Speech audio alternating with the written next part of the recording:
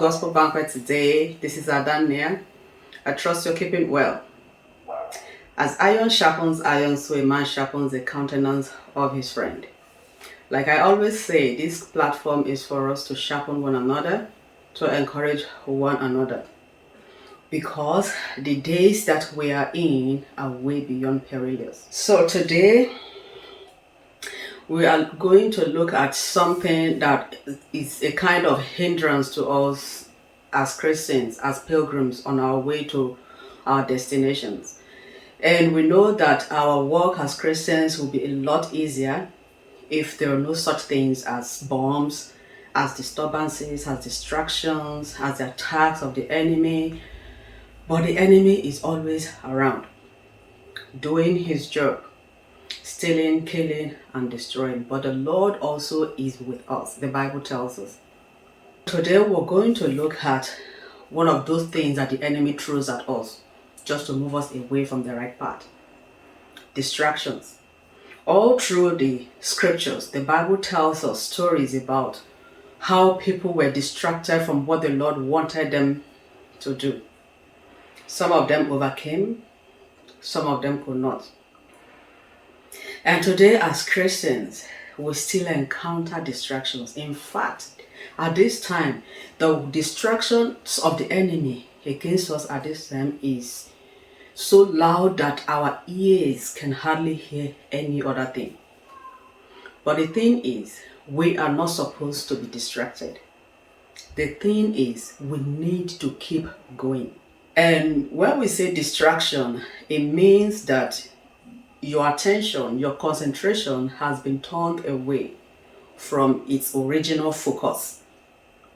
And most of the times, the aim of distraction is to turn you away from the right path, to turn you away from the right focus, which means the devil will be the one doing the distraction, which means also that the distraction of the enemy, or distraction generally, wherever it's coming from, distraction aims to producing something that's not good. And we are going to start off with the book of Nehemiah.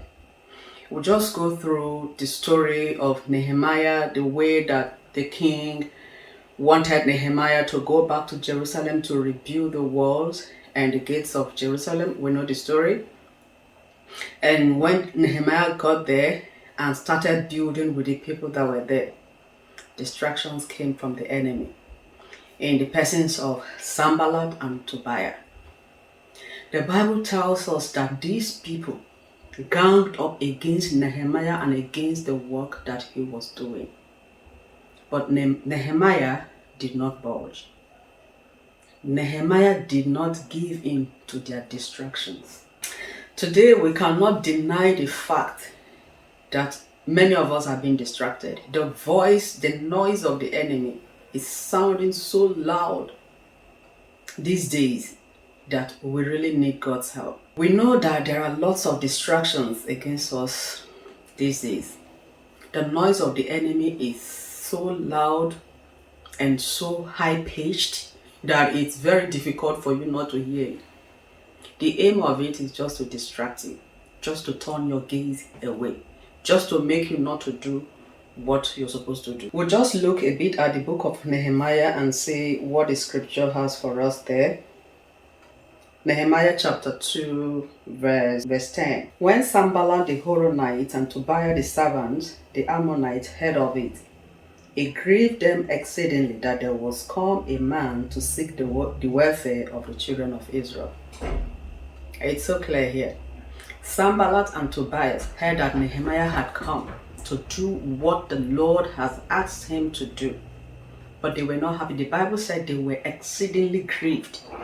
They were very angry that somebody has come to seek the welfare of the children of Israel. That's the same thing that the enemy is doing today to the people of God. Anytime that the enemy sees that we are on the track that the Lord wants us to be, then he comes with any of all his wiles. One of them is distraction. And if we read down the story of Nehemiah, we'll see all the ploys that these people used against Nehemiah.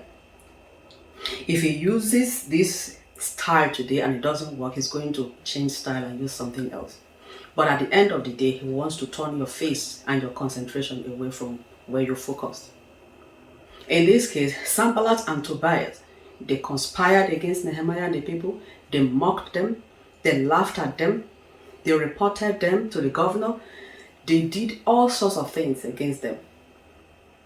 And when all these things didn't work, they lured them, told Nehemiah to come to a particular place so they could talk. But all these things, Nehemiah understood what they wanted to achieve.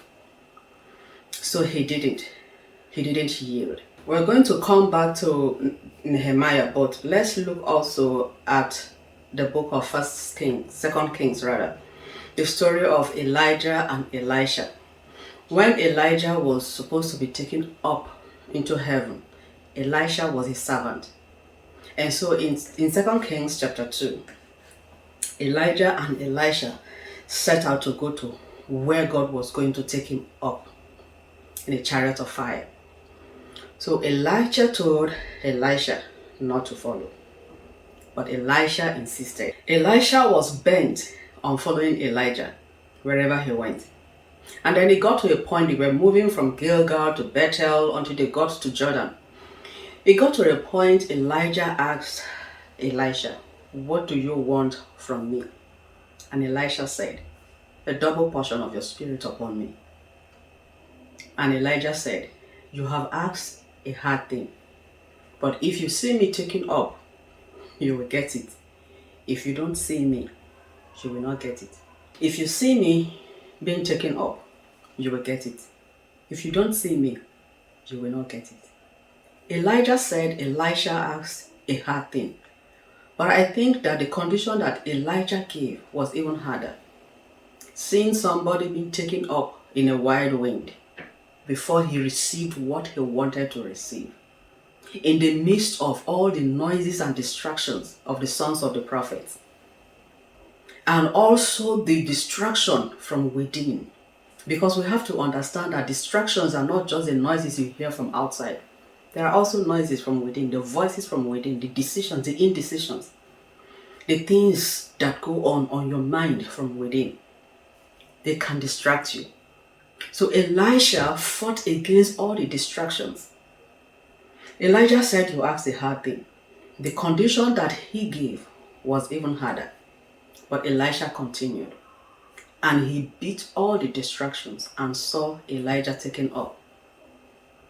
So, according to the scriptures, Elisha overcame the distractions that came at him. So we really have to understand that these distractions are all over the places right now. They are around us, they are within us. Distractions everywhere. So, but if there are people who overcame distractions, all that we have to do is to ask God to help us to also overcome distractions. The noise is everywhere.